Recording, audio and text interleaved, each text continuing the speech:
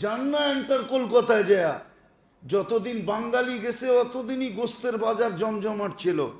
এখন যায় দেখেন আদা পাও কিনে কিনা, 1 কেজি গোস্ত কিনবো একসাথে, এত বড় কলজা নাকি?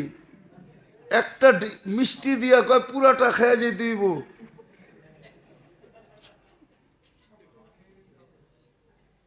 হ্যাঁ, এত বড় কলজা নাকি গো? হ্যাঁ, মুসলমান এক ছেলেই তো যে হোটেলে কয় কড়াই গোস্ত 1 কেজি কড়াই কর, আমি একা খামো, ঠিক না? ও তো ওরে পায়ের থেকে মাথা পর্যন্ত 100 বার খালি দেখে, কিরে পুরা ফ্যামিলির জন্য কিনলাম 1 পা, আর হয়তো 1 কেজি পুরা কইতেছে কড়াই কর, আমি একা খামো, এটা আইলো কোত্থেকে?